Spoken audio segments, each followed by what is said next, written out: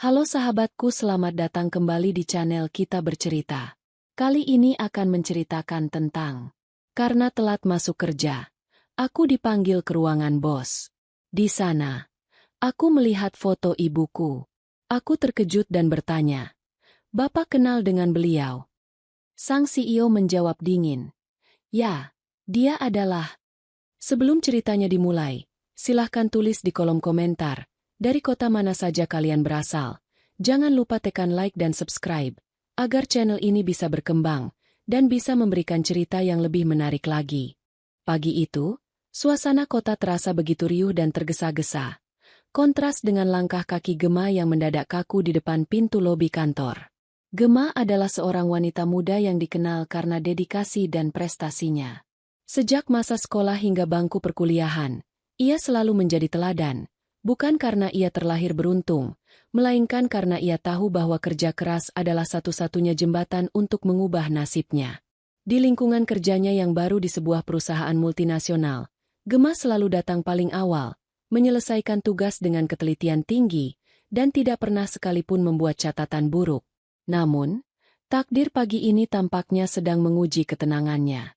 Kereta yang ia tumpangi mengalami kendala teknis yang parah, membuatnya tertahan di jalur selama hampir 1 jam. Bagi seorang profesional seperti Gema, keterlambatan ini bagaikan sebuah noda besar di atas kertas putih yang selama ini ia jaga dengan sepenuh hati. Sambil merapikan blazer hitamnya yang sedikit kusut, Gema menarik napas dalam-dalam untuk menenangkan detak jantungnya yang berkejaran. Langkahnya terhenti ketika sang sekretaris direksi menyapanya dengan tatapan penuh simpati namun tegas. "Gema, kamu diminta segera menghadap ke ruangan Pak CEO sekarang juga. Beliau sudah menunggumu sejak 10 menit yang lalu." Kalimat itu terasa seperti petir di siang bolong. Gema tahu bahwa CEO baru mereka adalah sosok yang sangat disiplin, dingin, dan tidak mentoleransi kesalahan sekecil apapun. Dengan perasaan cemas yang bergemuruh di dada, ia berjalan menuju lift, meremas jemarinya sendiri untuk mengusir rasa takut yang mulai menjalar. Ia bersiap untuk menerima teguran keras, atau bahkan kemungkinan terburuk bagi kelangsungan karirnya yang baru saja dimulai.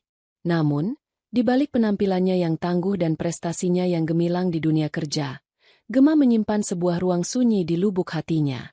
Sejak kecil, ia tidak pernah merasakan hangatnya pelukan seorang ibu atau petuah bijak dari seorang ayah. Gema dibesarkan oleh neneknya, seorang wanita tua bersahaja yang penuh kasih sayang di sebuah desa kecil yang jauh dari hiruk-pikuk ibu kota. Neneknya lah yang mengajarinya tentang sopan santun, kejujuran, dan keteguhan hati. Setiap kali Gema bertanya tentang keberadaan orang tuanya, sang nenek hanya mampu menatapnya dengan tatapan sendu, lalu membelai rambutnya dengan lembut tanpa memberikan jawaban yang pasti. Satu-satunya petunjuk tentang asal-usulnya adalah selembar foto usang yang disimpan rapat oleh neneknya di dalam sebuah kotak kayu tua di bawah tempat tidur. Foto itu menjadi harta paling berharga bagi Gema. Di atas kertas foto yang mulai menguning dan mengelupas di bagian sudutnya, tampak seorang wanita muda yang cantik, memiliki sepasang mata yang teduh dan senyuman yang sangat mirip dengan senyuman Gema. "Ini ibumu, Nak." Hanya kalimat itu yang pernah diucapkan neneknya dengan suara bergetar menahan tangis. Gema tidak tahu siapa nama ibunya, di mana beliau berada, atau mengapa beliau meninggikannya bersama sang nenek tanpa pernah kembali. Setiap malam sebelum memejamkan mata, Gema selalu memandangi foto tersebut, menyalurkan kerinduan yang tak bertepi pada sosok yang hanya bisa ia jumpai dalam imajinasi dan mimpi-mimpinya.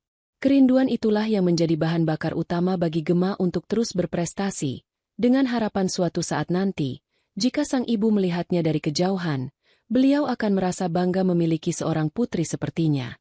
Kembali ke kenyataan pahit pagi ini, Gema kini sudah berdiri di depan pintu kayu jati besar yang menjadi pembatas antara dirinya dan sang CEO. Setelah mengetuk pintu dengan sopan dan mendengar suara bariton yang mengizinkannya masuk, Gema melangkah perlahan ke dalam ruangan yang luas dan beraroma maskulin tersebut. Di balik meja kerja yang rapi, duduklah sang CEO dengan aura wibawa yang mengintimidasi. Gema menundukkan kepalanya sedikit sebagai tanda hormat, bersiap menyampaikan permohonan maafnya yang paling tulus atas keterlambatan yang terjadi. Namun, sebelum kata-kata itu sempat terucap dari bibirnya, pandangan mata Gema secara tidak sengaja terlempar ke sudut meja kerja sang bos, Tempat sebuah bingkai foto perak diletakkan dengan posisi sedikit miring. Jantung Gemma seolah berhenti berdetak seketika. Seluruh pasokan udara di paru-parunya seperti menguap begitu saja. Di dalam bingkai foto mewah itu, terdapat sebuah potret wanita yang sangat ia kenali. Wajah yang sama, mata yang teduh yang sama, dan senyuman yang persis sama dengan wanita di selembar foto usang milik neneknya. Perbedaannya hanya satu. Foto di meja sang CEO tampak lebih bersih, tajam, dan diambil dalam momen yang tampak sangat formal. Rasa terkejut yang luar biasa membuat Gemma melupakan rasa takutnya akan hukuman keterlambatan. Dengan suara yang bergetar hebat dan jemari yang gemetar, ia menunjuk ke arah bingkai tersebut, menatap sang CEO dengan pandangan penuh tanya yang campur aduk. "Maaf, Pak, apakah Bapak kenal dengan beliau?" Tanyanya dengan nada suara yang nyaris berbisik namun syarat akan emosi yang mendalam. Sang CEO perlahan mendongak, menatap Gemma dengan sepasang mata yang tajam, datar, dan tanpa ekspresi, lalu menjawab dengan nada dingin yang menusuk tulang. "Ya, dia adalah."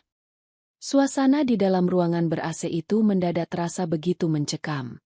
Keheningan yang tercipta seolah mengunci setiap helai udara, membuat detak jantung Gemma terdengar kian bertalu-talu di telinganya sendiri.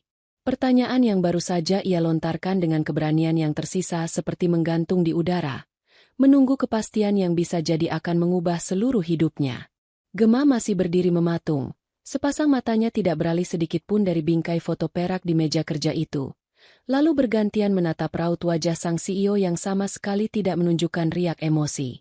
Pria paruh baya di hadapannya itu menarik napas panjang. Sebuah helaan napas yang terasa berat namun syarat akan otoritas. Ia menyandarkan punggungnya pada kursi kerja berbahan kulit mewah, lalu melipat kedua tangannya di atas dada.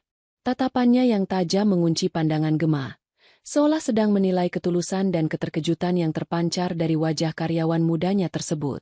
"Ya, dia adalah." Pria itu sengaja menggantung kalimatnya sejenak, membuat atmosfer di ruangan itu semakin intens. Satu-satunya wanita yang pernah memegang posisi paling penting di perusahaan ini sebelum saya mengambil alih secara penuh. Dan dia juga adalah seseorang yang pernah mengorbankan banyak hal di masa lalunya. Jawaban itu bagaikan teka-teki baru yang menghantam dada Gemma. Air mata mulai menggenang di pelupuk matanya, membuat pandangannya sedikit mengabur. Tubuhnya bergetar hebat. Rahasia yang selama ini dikunci rapat oleh neneknya di kampung halaman, rahasia yang hanya berwujud selembar foto usang di bawah tempat tidur, kini seolah mulai menampakkan benang merahnya di ruangan megah ini. Gemma berusaha keras menjaga kesopanannya, menahan isak tangis yang nyaris pecah agar tetap terlihat profesional, meski hatinya sudah berkecamuk hebat. "Maaf jika saya keliru dan tidak sopan, Pak." Suara Gemma terdengar serak, namun ia mencoba menyusun kalimatnya dengan sehalus mungkin, menghormati batasan antara atasan dan bawahan. Namun, wanita di foto itu memiliki wajah yang sama persis dengan satu-satunya foto ibu kandung yang saya miliki. Sejak kecil saya dibesarkan oleh nenek saya, dan saya tidak pernah mengetahui nama atau keberadaan beliau. Apakah Bapak tahu di mana beliau sekarang?" Mendengar pertanyaan yang begitu emosional namun tetap disampaikan dengan tutur kata yang santun tersebut, kilatan dingin di mata sang CEO tampak sedikit melunak, walau hanya sesaat. Beliau adalah Pak Baskara, seorang pemimpin yang terkenal bertangan dingin dan tidak pernah mencampur adukan urusan pribadi dengan pekerjaan. Namun, melihat air muka Gemma yang begitu mirip dengan wanita di dalam foto tersebut, ada sesuatu yang bergetar di dalam hatinya. Pak Baskara membuka laci mejanya, mengambil sebuah dokumen tua yang tersimpan rapi, lalu meletakkannya di atas meja.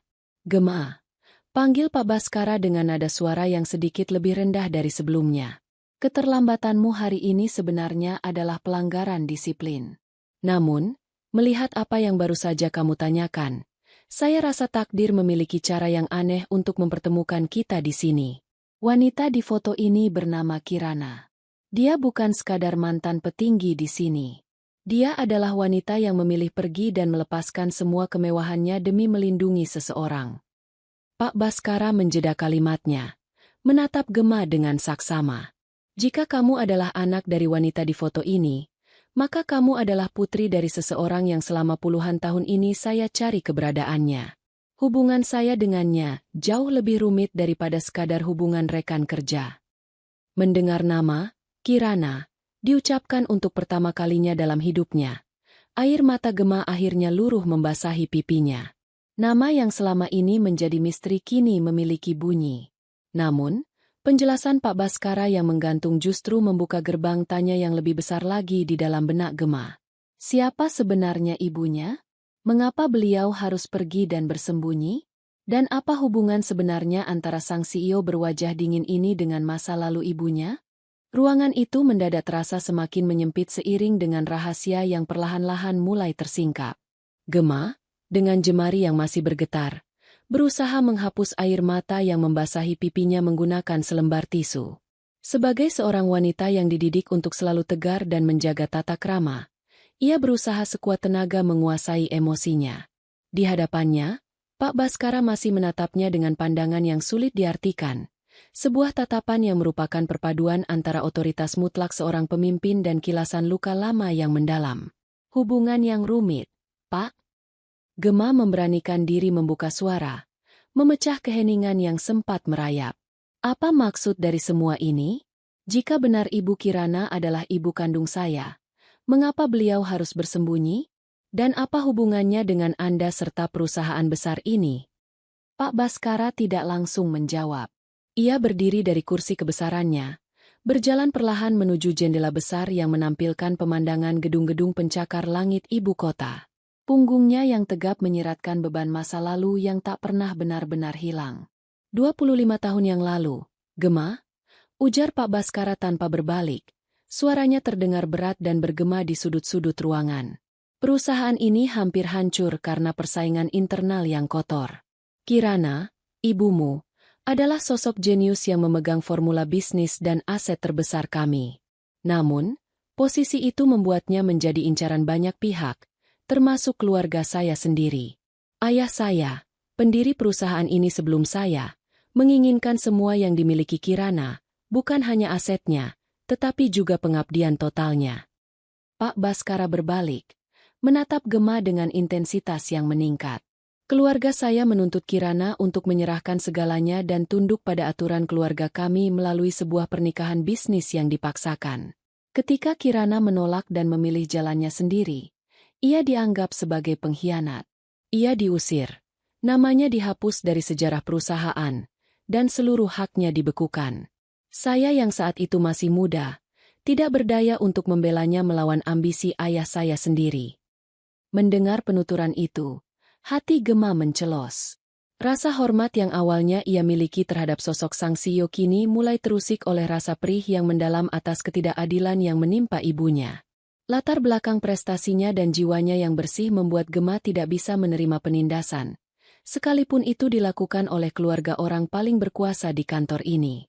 Jadi, Gema menjeda kalimatnya, mencoba meredam amarah yang mulai menyelinap di antara rasa sedihnya. Ibu saya menderita, kehilangan segalanya, dan harus mengasingkan diri ke desa terpencil hingga menitipkan saya kepada nenek. Semua itu karena keserakahan keluarga Anda, Pak. Kalimat Gema yang jujur namun menohok itu membuat rahang Pak Baskara mengeras. Konflik batin yang selama ini dipendam pria itu kini berhadapan langsung dengan pewaris sah dari wanita yang pernah disakitinya. Aura dingin Pak Baskara kembali menyelimuti ruangan, menegaskan posisinya sebagai seorang atasan yang tidak terbiasa didebat oleh bawahannya. Jaga bicaramu, Gema. Jawab Pak Baskara dengan nada yang merendah namun penuh ancaman. Saya menceritakan ini bukan untuk meminta penghakiman darimu. Kamu berada di kantor saya hari ini karena kamu terlambat masuk kerja. Sebuah pelanggaran disiplin yang nyata. Keberadaanmu di perusahaan ini sepenuhnya berada di bawah kendali saya. Saya menghargai prestasimu, tetapi saya tidak akan menoleransi kelancangan, terutama dari seorang karyawan baru. Ketegangan di antara keduanya kini telah mencapai puncaknya. Gema menyadari bahwa ia tidak lagi hanya berhadapan dengan masalah keterlambatan absen pagi, melainkan sebuah dinding besar yang memisahkan dirinya dengan kebenaran masa lalu ibunya. Di satu sisi, ia membutuhkan pekerjaan ini demi kelangsungan hidupnya dan neneknya di kampung. Di sisi lain, Harga diri dan darah Kirana yang mengalir di tubuhnya menolak untuk tunduk begitu saja pada pria yang keluarganya telah menghancurkan kebahagiaan masa kecilnya. Sebelum Gema sempat membalas, pintu ruangan tiba-tiba diketuk dari luar. Seseorang melangkah masuk tanpa menunggu izin penuh, memicu babak baru dari konflik yang baru saja menyala. Pintu kayu jati yang kokoh itu terbuka dengan sentuhan yang sedikit kasar, memotong ketegangan yang nyaris membakar ruangan antara Gema dan Pak Baskara. Seorang wanita paruh baya dengan pakaian haute couture yang sangat elegan melangkah masuk. Aura keangkuhan memancar dari setiap gerak-geriknya, didukung oleh perhiasan berlian yang berkilau di leher dan jemarinya. Beliau adalah Ibu Renata, ibu kandung Pak Baskara sekaligus janda dari pendiri perusahaan ini, sosok yang disebut-sebut sebagai salah satu dalang di balik masa lalu kelam keluarga mereka. Baskara, sekretarismu bilang kamu sedang sibuk, tapi Mama tidak menyangka kamu sedang menghabiskan waktu dengan seorang karyawan baru yang tidak disiplin. Ujar Ibu Renata dengan nada suara yang renyah namun syarat akan sindiran. Pandangan matanya yang tajam segera beralih dan memindai Gema dari ujung kepala hingga ujung kaki dengan tatapan merendahkan. Gema, yang masih memiliki sisa air mata di pipinya, segera memundurkan langkahnya satu depak. Ia menundukkan kepala, mencoba mengembalikan nalar profesionalnya di hadapan kehadiran orang ketiga ini.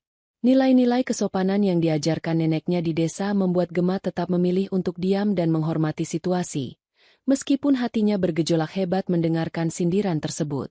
Mama, ada urusan apa datang kemari tanpa memberitahu saya terlebih dahulu? Tanya Pak Baskara. Nada suaranya kembali datar dan dingin, menyembunyikan keterkejutan serta ketidaknyamanan atas kedatangan ibunya yang tiba-tiba. Ia secara halus menggeser posisi tubuhnya, sedikit menghalangi pandangan ibunya dari bingkai foto perak di atas meja kerja. Namun, gerakan Pak Baskara justru memicu rasa ingin tahu Ibu Renata. Langkah kaki wanita tua yang masih tampak bugar itu mendekat ke arah meja. Ketika matanya menangkap sosok Gema dengan lebih jelas di bawah pencahayaan lampu ruangan yang terang, langkah Ibu Renata mendadak terhenti. Jemarinya yang menggenggam tas-tas mewah bermerek itu tampak mengetat. Sepasang matanya melebar, memancarkan kombinasi antara rasa tidak percaya dan kemarahan yang tertahan. Kamu! Bisik Ibu Renata. Suaranya mendadak bergetar egois. Baskara, siapa perempuan ini? Kenapa wajahnya? Kenapa dia bisa ada di sini? Pertanyaan itu tidak membutuhkan jawaban panjang untuk dimengerti. Kemiripan visual antara Gema dan Kirana begitu mutlak, hingga siapapun yang pernah mengenal Kirana di masa lalu akan langsung menyadarinya dalam sekali tatap. Konflik lama yang mengendap selama seperempat abad kini mendadak meledak kembali ke permukaan, hanya dengan kehadiran Gema di ruangan itu. Dia adalah Gema, staf analis baru di divisi perencanaan. Mama. Dia sedang menghadap saya karena masalah keterlambatan, jawab Pak Baskara dengan tegas, mencoba memotong asumsi ibunya agar tidak memperpanjang masalah di area kantor. Ibu Renata tertawa sinis, sebuah tawa yang terdengar sumbang dan penuh kepahitan. Jangan membodohi mamamu, Baskara. Mata itu, struktur wajah itu. Dia adalah anak dari perempuan pembawa sial itu, bukan? Perempuan yang hampir menghancurkan nama baik keluarga kita. Mendengar ibunya dihina sebagai pembawa sial, secara langsung di depan wajahnya, harga diri Gema yang selama ini ia jaga baik-baik akhirnya mencapai titik batas. Ia mendongakkan kepalanya, menatap Ibu Renata dengan pandangan yang lurus, jernih, namun berani. Tidak ada rasa takut lagi, yang ada hanyalah keteguhan seorang putri yang ingin membela kehormatan ibunya. Maaf, Ibu. Potong Gema dengan kalimat yang terstruktur rapi dan intonasi yang dijaga agar tetap sopan namun sangat menghujam. Saya menerima jika saya ditegur karena kesalahan absen saya pagi ini oleh Pak Baskara selaku CEO saya. Namun, saya tidak bisa diam jika Ibu menghina ibu kandung saya. Seorang wanita yang bahkan tidak pernah saya rasakan pelukannya sejak bayi karena tekanan masa lalu yang egois. Jika keluarga Ibu merasa terhormat, mulailah dengan menghormati orang yang tidak ada di sini untuk membela diri. Ruangan itu kembali senyap. Pak Baskara tertegun melihat keberanian Gema. Sementara wajah Ibu Renata memerah padam karena syok ada seorang karyawan rendahan yang berani membalas perkataannya. Keberanian Gema yang diucapkan dengan nada tenang namun menghujam. Sebuah tamparan keras yang mendarat di tengah keangkuhan Ibu Renata. Wanita paruh baya itu terengah. Jemarinya yang dihiasi cincin berlian bergetar hebat karena rasa amarah yang memuncak.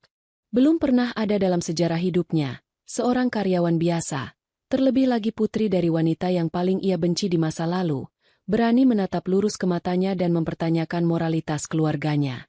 Baskara, kamu lihat sendiri bagaimana lancangnya perempuan ini?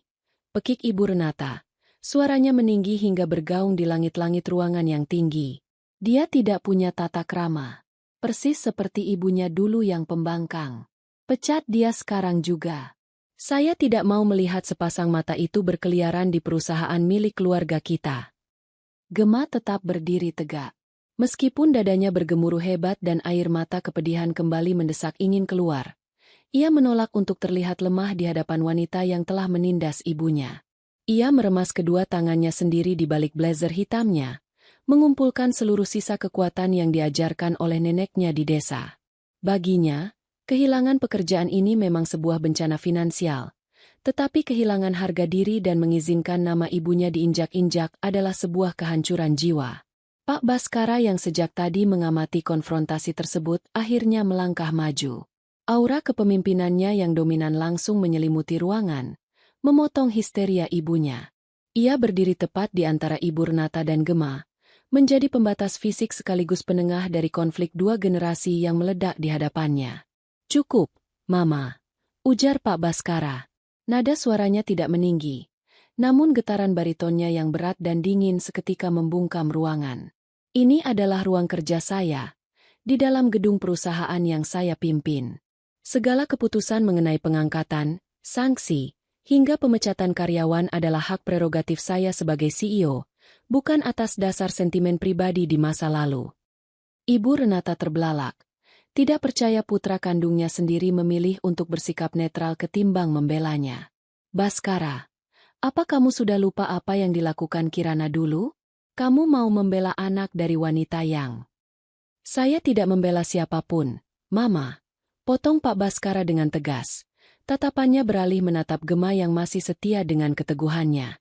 Gema melakukan kesalahan disiplin hari ini dengan terlambat masuk kerja, dan dia akan menerima sanksi sesuai dengan peraturan perusahaan yang berlaku.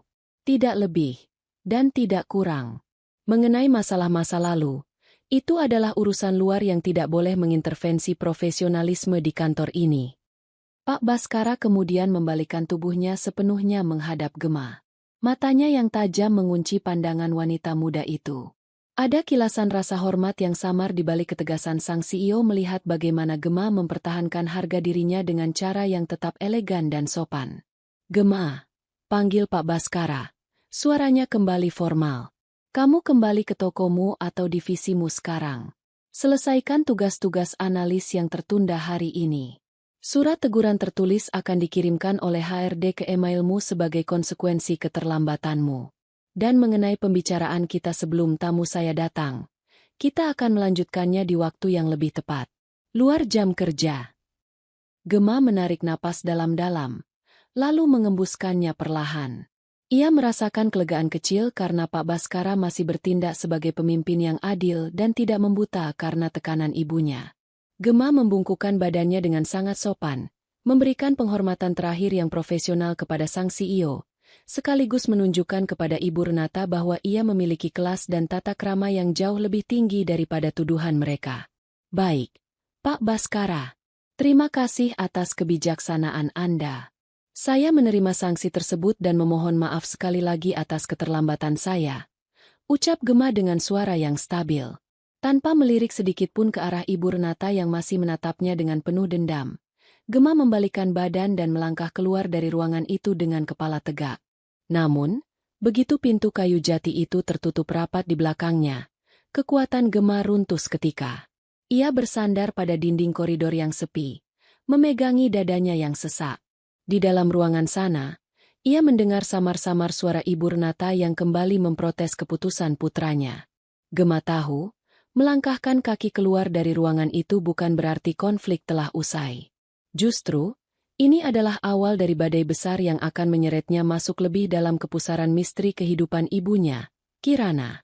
Langkah kaki Gemma terasa begitu berat saat menyusuri koridor panjang menuju kubikel kerjanya di divisi perencanaan. Lorong kantor yang dilapisi karpet tebal itu terasa begitu sunyi, meski beberapa karyawan tampak lalu lalang dengan berkas di tangan mereka. Bagi orang lain, Gemma mungkin hanya seorang staf baru yang kebetulan sedang bernasib malang karena terlambat masuk kerja. Namun, di dalam dada Gemma, ada sebuah beban raksasa yang baru saja diletakkan. Nama, Kirana, terus bergemas di dalam benaknya, berkejaran dengan bayangan wajah angku Ibu Renata dan tatapan penuh teka-teki dari Pak Baskara. Begitu tiba di mejanya, Gemma duduk perlahan. Ia menyalakan layar komputer, mencoba mengalihkan seluruh kecamuk batinnya pada deretan angka dan grafik analisis yang menjadi tanggung jawabnya hari ini. Sesuai dengan ucapan Pak Baskara, sebuah notifikasi surat teguran dari bagian HRD telah masuk ke dalam surat elektronik resminya. Gemma membacanya dengan saksama, lalu mengklik tombol konfirmasi penerimaan tanpa bantahan. Ia tahu, secara profesional ia memang bersalah pagi ini. Namun, konsentrasinya tidak bisa sepenuhnya tertuju pada pekerjaan. Tangannya sesekali menyentuh liontin kecil yang tersembunyi di balik rah blazernya, memikirkan sang nenek di desa yang selama ini menyimpan rahasia sebesar ini sendirian. Gemma, kamu tidak apa-apa. Sebuah suara lembut membuyarkan lamunan Gemma. Ratih, rekan kerja senior yang duduk di kubikel sebelah, menatapnya dengan pandangan khawatir sambil menggeser kursi rodanya mendekat. Ratih adalah salah satu orang yang menyambut Gemma dengan hangat sejak hari pertama bekerja. Tadi aku lihat kamu dipanggil ke ruangan Pak Baskara. Lalu, tidak lama setelah itu Ibu Renata, mantan komisaris utama, juga masuk ke sana dengan wajah tegang. Kamu tidak sedang dalam masalah besar, kan? Gemma memaksakan sebuah senyuman tipis, mencoba menenangkan rekan kerjanya agar tidak memicu gosip yang tidak diinginkan di area kantor. Tidak apa-apa, Kak Ratih. Saya hanya menerima surat teguran karena terlambat absen pagi ini akibat kendala kereta. Pak Baskara hanya menegakkan kedisiplinan seperti biasa. Ratih menghela napas lega, meskipun matanya masih menyiratkan sedikit keraguan. Syukurlah kalau begitu. Tapi tetap saja, kamu harus berhati-hati. Jika Ibu Renata sudah ikut turun ke lantai ini, biasanya suasana kantor akan menjadi sedikit lebih sensitif. Beliau itu terkenal sangat perfeksionis dan, sulit diprediksi. Gemma hanya mengangguk sopan sebagai tanda menghargai nasihat tersebut. Ia tidak mungkin menceritakan bahwa kedatangan Ibu Renata ke ruangan CEO justru memicu konfrontasi pribadi yang melibatkan masa lalu ibu kandungnya sendiri. Gemma kembali memfokuskan pandangannya ke layar monitor. Jemarinya mulai menari di atas papan ketik dengan ritme yang teratur, mencoba menenggelamkan diri dalam tumpukan tugas demi menjaga profesionalismenya sebagai gadis berprestasi. Sementara itu, jauh di lantai teratas gedung, ketegangan di dalam ruangan CEO belum sepenuhnya mereda setelah kepergian Gemma. Ibu Renata masih berdiri di dekat meja kerja putranya, melipat kedua tangannya di depan dada dengan rahang yang mengatup rapat. Kemarahan wanita tua itu tidak lagi meledak-ledak seperti sebelumnya, melainkan telah berubah menjadi sebuah ketetapan yang dingin dan penuh perhitungan. Kamu membuat keputusan yang salah, Baskara, ujar Ibu Renata. Suaranya kini merendah namun syarat akan penekanan yang tajam. Membiarkan anak perempuan itu tetap berada di gedung ini sama saja dengan memelihara duri di dalam daging. Apakah kamu tidak memikirkan bagaimana pandangan relasi bisnis kita jika mereka tahu darah Kirana kembali aktif di perusahaan ini? Pak Baskara tidak langsung merespons. Ia kembali duduk di kursi kebesarannya, meraih sebuah pulpen bernilai estetika tinggi dan mulai menandatangani beberapa berkas yang sempat tertunda. Sikapnya yang tenang justru membuat Ibu Renata semakin merasa tidak dihargai. Saya bertindak berdasarkan kapasitas saya sebagai pimpinan tertinggi operasional di sini, Mama. Jawab Pak Baskara tanpa mendongak dari berkasnya. Gemma memiliki catatan akademis yang luar biasa dan hasil tes masuknya berada di peringkat teratas. Mengeluarkannya tanpa alasan profesional yang sah hanya akan memicu kecurigaan dari Dewan Komisaris lainnya. Urusan masa lalu adalah urusan personal yang harus diselesaikan di luar sistem kerja. Ibu Renata tersenyum sinis, sebuah lengkungan bibir yang menyimpan sejuta rencana tersembunyi. Baiklah, Jika kamu memilih untuk berlindung di balik aturan profesionalisme itu. Tapi ingat, Baskara, dunia bisnis tidak hanya berjalan di atas kertas putih. Jika kamu tidak mau menyingkirkannya, maka saya sendiri yang akan memastikan bahwa lingkungan kantor ini tidak akan pernah terasa nyaman bagi anak perempuan itu. Tanpa menunggu tanggapan lebih lanjut dari putranya, Ibu Renata membalikkan badan dan melangkah keluar dari ruangan dengan keanggunan yang mengintimidasi. Begitu pintu tertutup, Pak Baskara perlahan menghentikan aktivitas menulisnya. Ia meletakkan pulpennya, lalu beralih menatap bingkai foto perak di sudut mejanya. Tatapan dinginnya kini berganti dengan sorot mata yang penuh dengan kerumitan batin. Pria itu tahu, keputusannya untuk mempertahankan Gema bukan sekadar karena masalah prestasi kerja, melainkan karena ada sebersit rasa bersalah yang teramat dalam yang telah ia pendam selama 25 tahun. Di lantai bawah, hari mulai beranjak sore, dan Gema masih terus berkutat dengan pekerjaannya. Di tengah kesibukannya, sebuah pesan singkat masuk ke dalam ponsel pribadinya dari sebuah nomor yang tidak dikenal. Pesan itu sangat singkat, namun berhasil membuat genggaman tangan Gema pada ponselnya mengencang. Temui saya di kafe seberang kantor setelah jam pulang kerja selesai.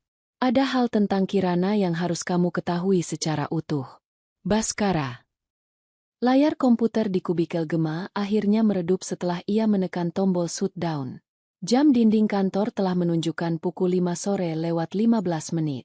Satu persatu rekan kerjanya mulai berkemas, saling melempar senyum weary khas akhir hari kerja, lalu melangkah menuju lift. Gema menarik napas dalam-dalam, mencoba mengendurkan otot-otot bahunya yang tegang setelah seharian penuh dipaksa fokus pada deretan angka anggaran perusahaan. Namun, ketegangan fisik itu tidak sebanding dengan debaran di dadanya saat mengingat pesan singkat yang tersimpan di ponselnya. Pesan dari Pak Baskara. Sebuah undangan, atau lebih tepatnya, sebuah instruksi tersembunyi, untuk menguaktabir masa lalu yang selama 25 tahun ini sengaja dikubur hidup-hidup dari hidupnya. Dengan langkah yang diatur seanggun mungkin agar tidak memancing perhatian, Gema menyandang tas kerjanya dan berjalan keluar gedung. Udara sore ibu kota yang mulai berbaur dengan kepulan asap kendaraan langsung menyergapnya begitu ia melewati pintu putar lobi. Di seberang jalan, sebuah kafe bernuansa klasik dengan penerangan temaram tampak berdiri tenang di antara riuhnya gedung-gedung pencakar langit. Tempat itu tampak sengaja dipilih karena posisinya yang strategis namun tidak terlalu mencolok bagi para karyawan kantor yang biasanya lebih memilih kedai kopi waralaba populer di lantai dasar gedung utama. Gema menyeberang dengan hati-hati. Begitu mendorong pintu kaca kafe, denting bel kecil di atas pintu menyambut kehadirannya, berpadu dengan aroma pekat biji kopi yang baru digiling. Matanya menyapu sekeliling ruangan yang tidak terlalu ramai. Di sudut paling belakang, dekat dengan jendela besar yang menghadap ke arah jalan samping, duduklah Pak Baskara. Pria itu telah menanggalkan jas formalnya, menyisakan kemeja abu-abu tua dengan lengan yang digulung hingga sesiku. Kesan dingin yang biasa ia pancarkan di koridor kantor seolah sedikit luruh oleh temaramnya lampu kafe, digantikan oleh aura seorang pria parubaya yang membawa beban pikiran yang teramat berat. Gema melangkah mendekat, lalu berdiri di sisi meja dengan sikap hormat. "Selamat sore, Pak Baskara. Maaf membuat Anda menunggu." Pak Baskara mendongak, lalu mengangguk kecil seraya memberi isyarat dengan tangannya agar Gema duduk di kursi kayu kosong di hadapannya. "Duduklah, Gema. Terima kasih sudah bersedia datang. Dan jangan khawatir, di luar dinding kantor, kamu bisa melepaskan formalitas panggilan itu jika kamu mau." "Terima kasih, Pak. Namun, saya rasa akan lebih baik jika saya tetap menjaga batasan sopan santun yang semestinya," jawab Gema dengan nada suara yang lembut namun tegas. Ia menaruh tasnya di pangkuan, menunjukkan bahwa ia datang ke sini murni untuk sebuah jawaban, bukan untuk bersikap santai. Seorang pelayan datang membantunya memesan secangkir teh hangat. Setelah pelayan itu pergi, keheningan sempat merayap di antara mereka berdua selama beberapa saat.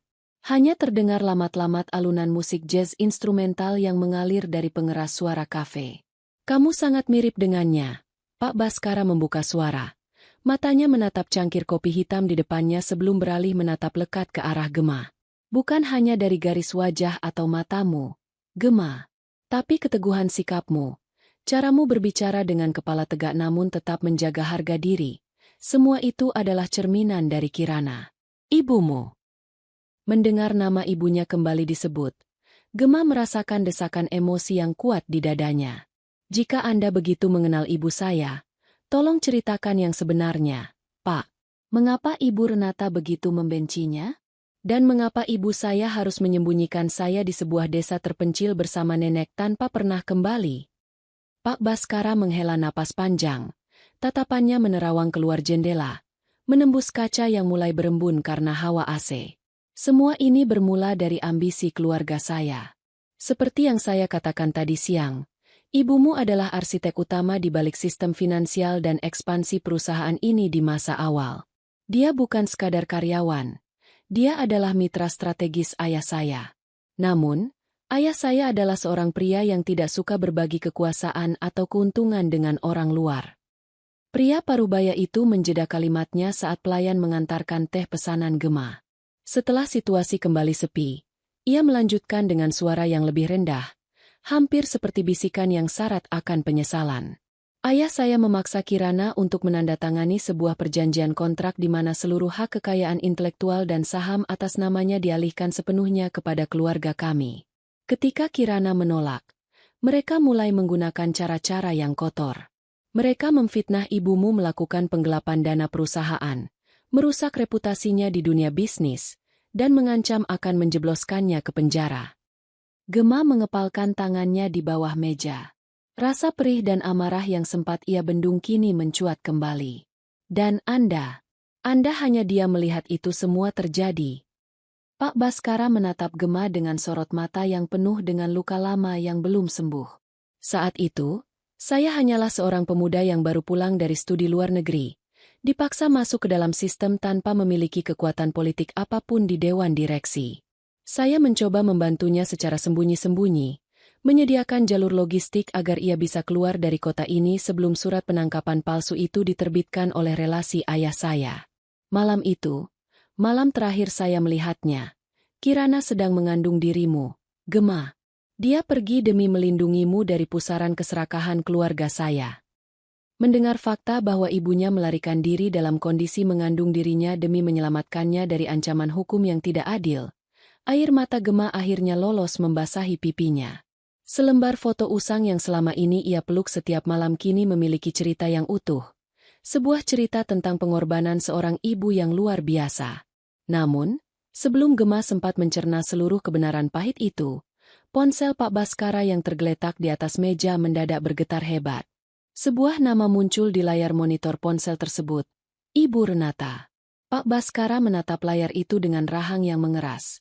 Menyadari bahwa bayang-bayang ibunya tidak akan pernah membiarkan kebenaran ini terungkap dengan mudah. Getaran ponsel di atas meja kayu itu terasa begitu nyaring, memutus untayan emosi yang baru saja terjalin di antara Gema dan Pak Baskara. Nama Ibu Renata yang berkedip di layar seolah menjadi lonceng peringatan bahwa ketenangan yang mereka miliki di kafe temaram ini hanyalah ilusi sesaat. Pak Baskara menatap layar tersebut dengan rahang yang mengeras, sebelum akhirnya mengangkat panggilan dengan gerakan tangan yang tegas namun tenang. "Ya, Mama," ujar Pak Baskara. Suaranya kembali berubah menjadi bariton yang dingin dan formal, persis seperti saat ia berada di ruang kerjanya. Gema, yang masih menghapus sisa air mata di sudut matanya, memperhatikan perubahan air muka sang CEO. Meskipun ia tidak bisa mendengar suara Ibu Renata dari balik speaker telepon, raut wajah Pak Baskara yang kian menegang dan guratan di dahinya yang semakin dalam memberitahu Gema bahwa situasi di luar sana sedang memburuk dengan cepat. "Saya tahu apa yang saya lakukan, Mama," potong Pak Baskara tiba-tiba. Nada suaranya merendah namun syarat akan penekanan yang tidak bisa dibantah. "Dan saya tidak akan mengubah keputusan saya. Selamat sore." Pria itu langsung memutus sambungan telepon sepihak. Sebuah tindakan yang jarang ia lakukan terhadap ibu kandungnya sendiri. Pak Baskara meletakkan ponselnya kembali, lalu menatap Gema dengan pandangan yang jauh lebih intens dari sebelumnya.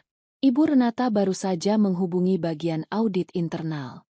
Beliau mencoba membongkar seluruh berkas performa kerjamu dan mencari celah sekecil apapun untuk memecatmu secara tidak hormat besok pagi.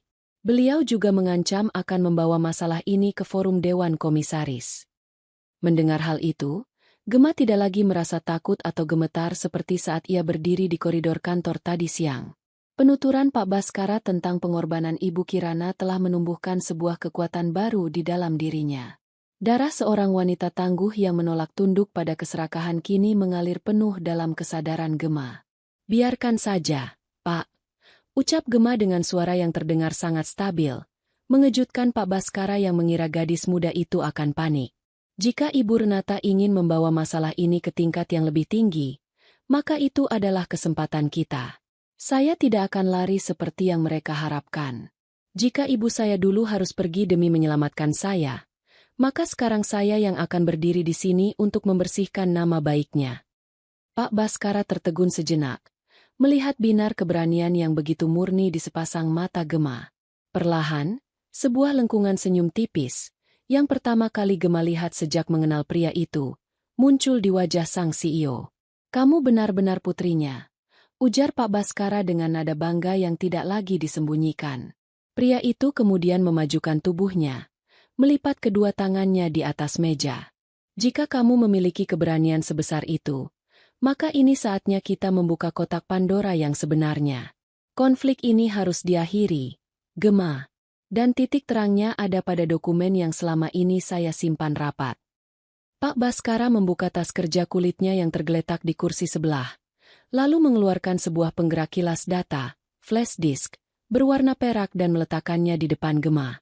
25 tahun yang lalu, sebelum ibumu pergi, ia tidak benar-benar menyerahkan segalanya dengan tangan kosong. Kirana adalah seorang wanita yang cerdas. Ia menyalin seluruh data transaksi keuangan asli, bukti transfer palsu yang dibuat oleh keluarga saya, serta surat perjanjian asli yang menunjukkan bahwa aset utama perusahaan ini sebenarnya adalah atas nama dirinya secara pribadi. Selama ini, ayah saya dan Ibu Renata mengira dokumen itu telah musnah terbakar. Namun, ibumu berhasil menitipkannya kepada saya malam itu. Jelas Pak Baskara dengan mata yang berbinar, memancarkan titik terang dari kegelapan masa lalu. Gema menatap benda perak kecil di hadapannya dengan rasa tidak percaya. Benda sekecil itu memegang kunci dari kebebasan ibunya dan keadilan yang selama ini tertunda. "Lalu, mengapa Anda tidak menggunakannya sejak dulu, Pak?"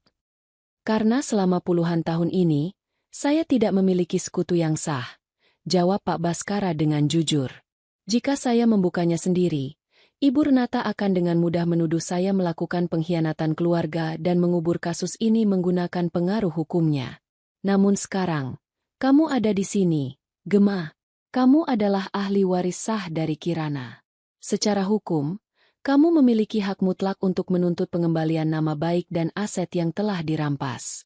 Dengan dokumen ini di tanganmu, posisi Ibu Renata di Dewan Komisaris akan runtuh seketika."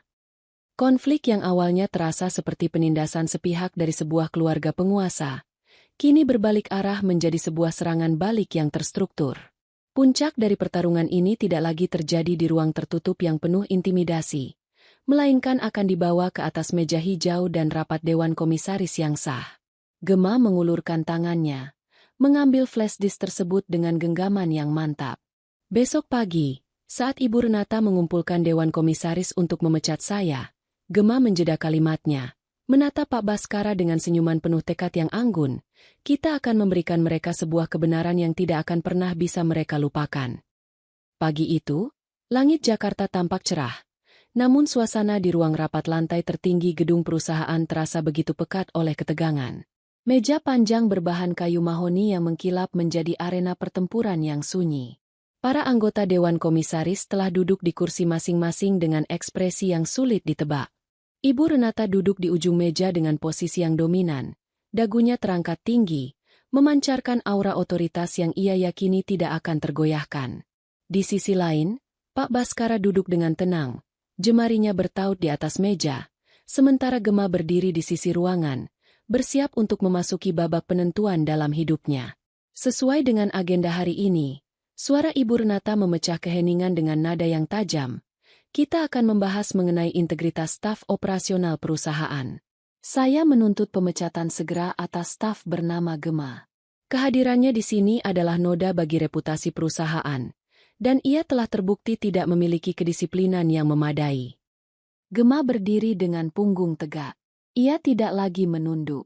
Matanya menyapu ruangan, menatap setiap anggota dewan dengan pandangan yang tenang namun tajam.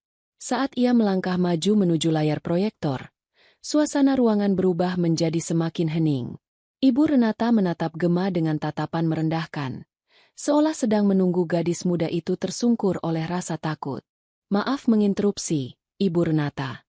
Suara Gema terdengar tenang, berwibawa, dan tanpa getaran sedikit pun.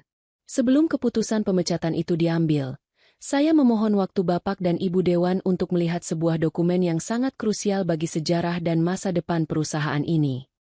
"Berani sekali kamu," bentak Ibu Renata. Wajahnya memerah padam. "Kamu hanyalah staf analis baru. Kamu tidak punya hak untuk memaparkan apapun di depan forum ini."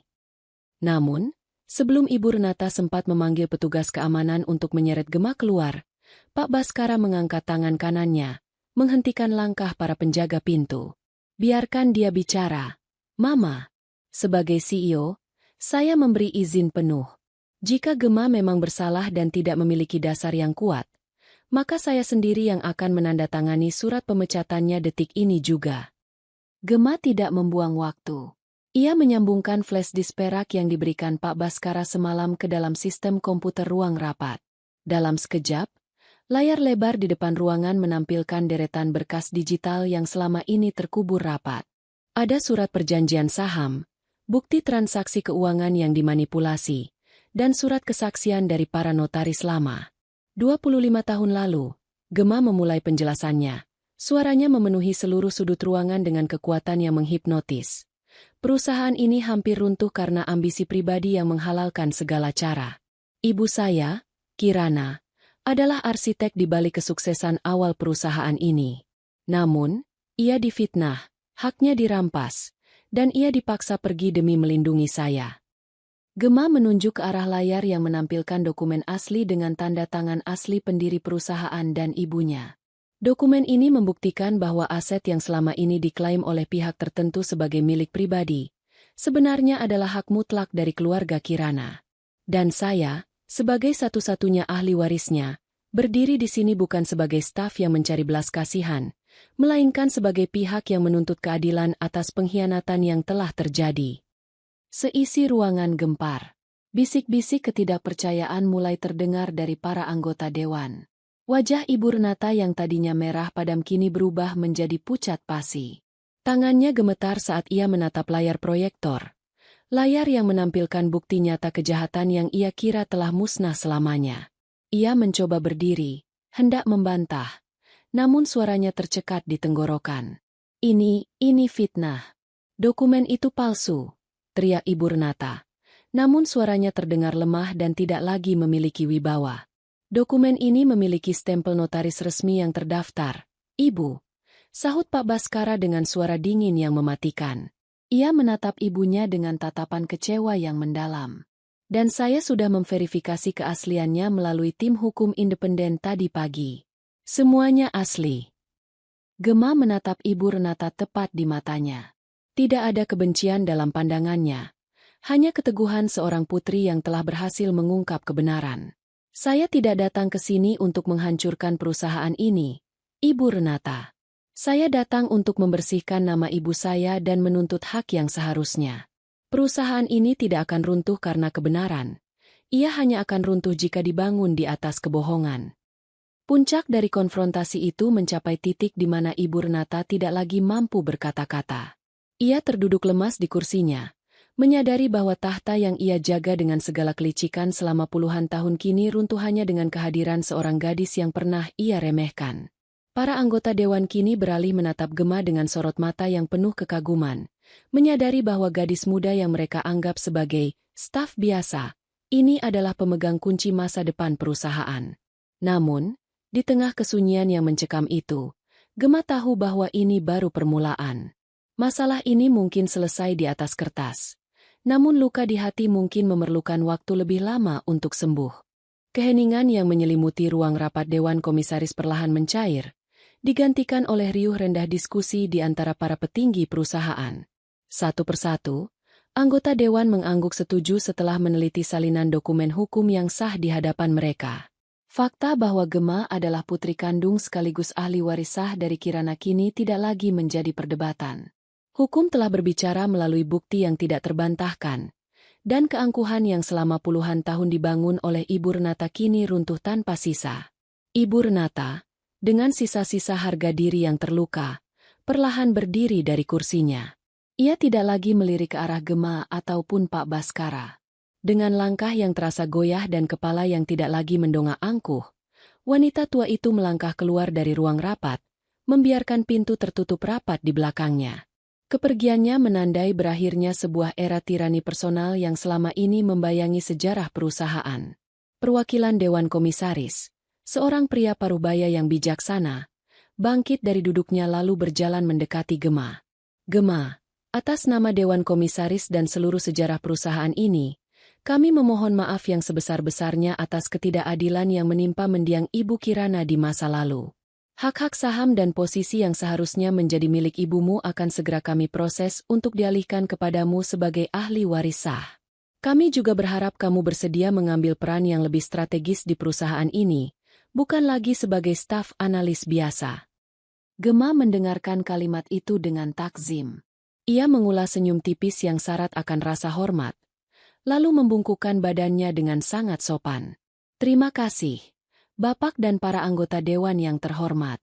Pengakuan atas nama baik ibu saya jauh lebih berharga daripada seluruh nilai aset yang ada. Mengenai peran strategis, saya memohon izin untuk tetap menyelesaikan tugas-tugas saya di divisi perencanaan terlebih dahulu, sembari mempelajari dinamika perusahaan ini dengan lebih mendalam. Saya ingin memberikan kontribusi terbaik, bukan karena status warisan, melainkan karena kompetensi yang saya miliki. Jawaban yang penuh kerendahan hati namun syarat akan kecerdasan itu memicu tepuk tangan apresiasi dari seluruh isi ruangan. Pak Baskara yang berdiri di dekat jendela, menatap Gema dengan binar mata yang tidak lagi dingin. Ada rasa lega yang teramat besar yang akhirnya terangkat dari pundak sang CEO setelah puluhan tahun memikul rasa bersalah. 1 jam kemudian, setelah ruang rapat kembali sepi, Gema dan Pak Baskara berjalan beriringan menyusuri koridor lantai atas menuju lobi lift. Suasana di antara mereka berdua kini terasa jauh lebih ringan dan hangat. Kamu melakukan hal yang luar biasa hari ini, Gema? Ujar Pak Baskara, memecah keheningan koridor dengan suara baritonnya yang kini terdengar lebih bersahabat. Ibumu pasti akan sangat bangga melihat betapa tangguh dan bijaksananya putri kecil yang dulu ia korbankan demi keselamatannya. Gema menghentikan langkahnya tepat di depan pintu lift, lalu berbalik menghadap Pak Baskara. Semua ini tidak akan mungkin terjadi tanpa bantuan dan keberanian Anda untuk menyimpan dokumen itu selama 25 tahun, Pak. Terima kasih karena telah menjadi pelindung rahasia ibu saya. Itu adalah utang masa lalu yang sudah semestinya saya bayar, Gema. Jawab Pak Baskara dengan tulus. Lalu, apa rencana pertamamu setelah semua kebenaran ini terungkap? Gema tersenyum, sebuah senyuman paling lepas yang pernah ia tunjukkan sejak menginjakan kaki di kantor ini. Saya ingin pulang ke desa akhir pekan ini, Pak. Saya ingin menemui nenek, memeluk beliau, dan memberitahu bahwa pencarian kami telah usai. Saya ingin meletakkan foto ibu kembali ke tempatnya, namun kali ini bukan lagi sebagai misteri yang menyedihkan, melainkan sebagai sebuah kebanggaan. Pintu lift terbuka dengan denting yang lembut. Gema melangkah masuk, lalu berbalik dan memberikan penghormatan terakhir yang profesional kepada Pak Baskara sebelum pintu lift perlahan menutup. Saat lift bergerak turun membawa tubuhnya kembali ke lantai operasional, Gema merasakan hawa sejuk yang menenangkan meresap ke dalam dadanya. Badai besar yang kemarin sempat mengancam karir dan harga dirinya kini telah berlalu, menyisakan fajar baru yang tenang bagi masa depannya dan nama baik ibunya, Kirana. Akhir pekan itu, angin sore di desa terasa lebih sejuk dan memeluk dari biasanya. Setelah menceritakan seluruh rentetan kejadian di Jakarta, mulai dari panggilan ke ruang CEO, konfrontasi yang menguras emosi dengan Ibu Renata, hingga kemenangan mutlak di ruang rapat Dewan Komisaris, tangis haru sang nenek pecah tak terbendung. Jemari keriput wanita tua itu membelai rambut hitam Gema, bersyukur karena cucu yang ia besarkan dengan tetesan keringat kini berhasil menegakkan keadilan. Namun, Di balik kelegaan yang menyesaki dada mereka, ada satu kepingan teka-teki yang masih mengganjal di hati Gemma. Di ruang rapat, perwakilan Dewan Komisaris sempat menyebut ibunya dengan sebutan, mendiang. Kata itu terus bergaung di kepala Gemma, menimbulkan rasa sesak yang baru. Nek, suara Gemma terdengar bergetar. Ia mendongak menatap wajah damai neneknya. Di kantor, mereka mengira ibu telah tiada. Tapi, nenek tidak pernah sekalipun menunjukkan di mana pusara ibu berada. Apakah ibu benar-benar sudah tiada? Ataukah ada kebenaran lain yang terpaksa nenek sembunyikan demi keselamatanku dulu? Sang nenek terdiam cukup lama. Air mata kembali menggenang di pelupuk matanya yang mulai rabun. Ia menggeleng pelan dengan senyum yang dipaksakan. Ibumu hanya berpesan agar nenek merawatmu dengan baik. Nak, malam itu, dia pergi dengan tergesa-gesa di tengah hujan lebat. Dia berjanji akan menghapus semua jejak keberadaannya agar keluarga Baskara tidak pernah bisa menemukanmu. Nenek sungguh tidak tahu di mana dia berada, atau apakah dia masih menghirup udara yang sama dengan kita. Jawaban itu memantik sebuah nyala api baru di dalam dada Gemma. Sekembalinya ke Jakarta pada hari Senin, dengan status yang kini dihormati oleh seluruh jajaran direksi, Gemma memiliki satu misi pribadi. Rutinitasnya sebagai staf analis tetap ia kerjakan dengan dedikasi penuh dan sikap yang sopan. Namun di luar jam kerjanya, ia mulai mencari informasi. Sayangnya, melacak seseorang yang sengaja menghilangkan identitasnya selama 25 tahun tanpa jejak digital bukanlah hal yang mudah. Usahanya berkali-kali menemui jalan buntu. Hingga pada suatu sore, interkom di meja kerjanya berbunyi. Suara sekretaris direksi memintanya untuk naik ke lantai atas. Saat Gemma memasuki ruang kerja sang CEO, Pak Baskara tidak sedang duduk di kursi kebesarannya. Pria parubaya itu berdiri di dekat jendela kaca, memegang sebuah map coklat dengan seulas senyum tipis yang memancarkan kelegaan luar biasa. Silakan duduk, Gemma. Sapa Pak Baskara dengan nada suara yang hangat, jauh dari kesan dingin yang dulu selalu menyelimutinya. Begitu Gemma duduk dengan sopan, Pak Baskara meletakkan map coklat itu tepat di hadapannya. Sejak kebenaran terungkap di ruang rapat tempo hari, saya merasa tanggung jawab saya belum sepenuhnya selesai, ujar Pak Baskara seraya menatap Gemma dengan lekat. Status, mendiang, yang diyakini oleh Dewan Komisaris dulunya adalah narasi palsu. Cerita itu sengaja disebarkan oleh almarhum ayah saya sendiri saat beliau kehilangan jejak ibumu, untuk menutupi kegagalannya.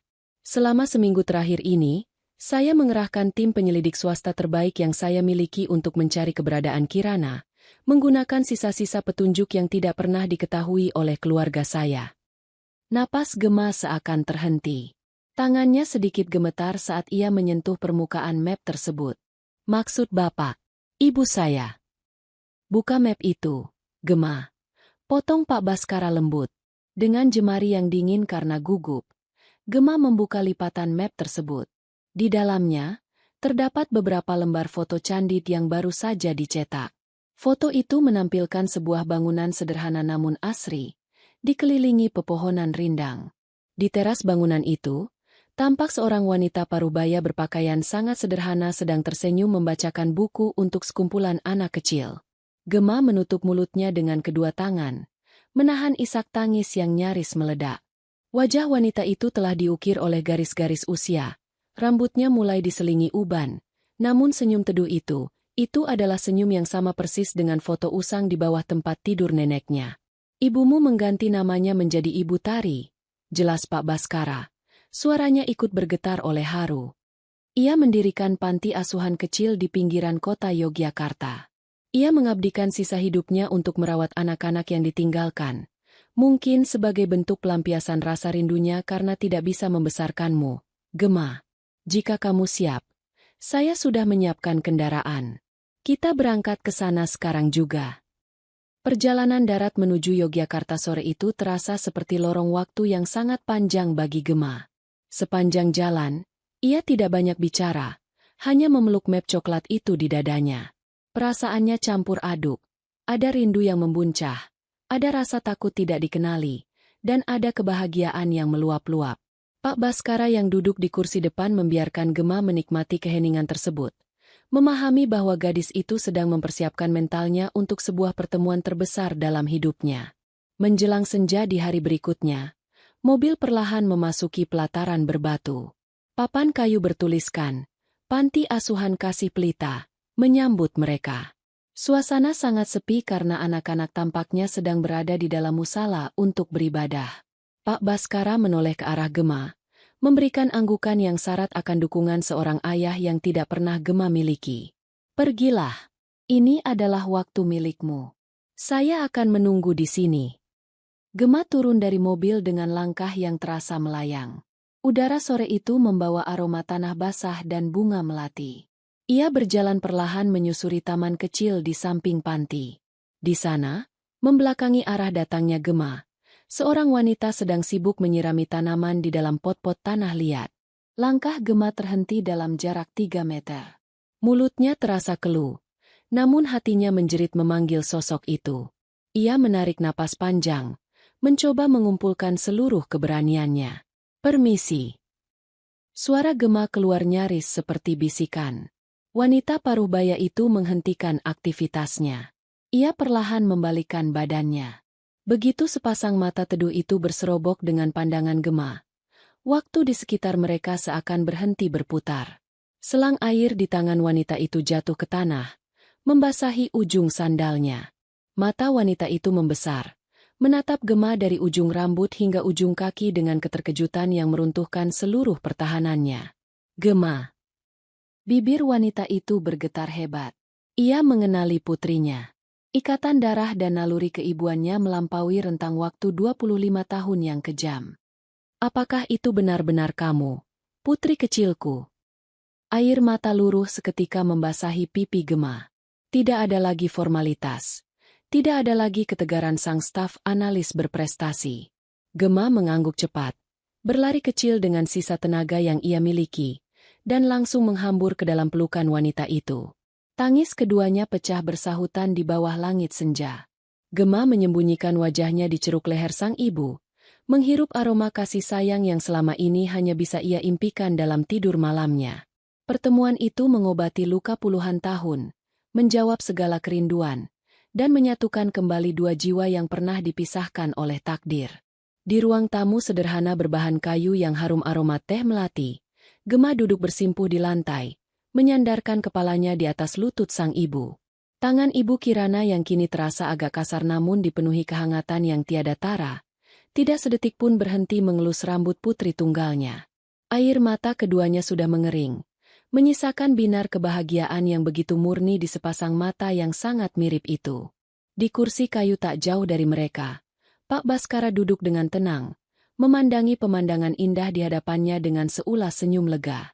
Beban rasa bersalah yang mengimpit dadanya selama seperempat abad kini telah menguap sepenuhnya, digantikan oleh kedamaian batin yang tak ternilai harganya. Gema, putriku tercinta, bisik Ibu Kirana. Suaranya terdengar bergetar menahan buncahan emosi yang kembali naik ke dada. Maafkan Ibu. Maafkan Ibu yang terpaksa meninggalkanmu bersama nenek di desa.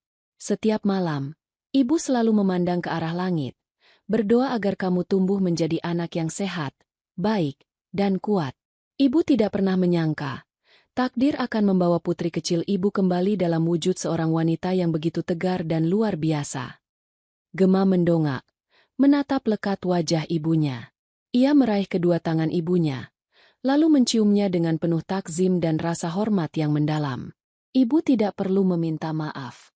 Gema sama sekali tidak pernah membenci ibu. Nenek mendidik Gema dengan kasih sayang yang utuh, dan beliau selalu bilang bahwa ibu adalah wanita yang sangat hebat. Sekarang, Gema sudah tahu semua pengorbanan ibu demi melindungi Gema dari keserakahan masa lalu. Gema sangat bangga menjadi putri dari Ibu Kirana.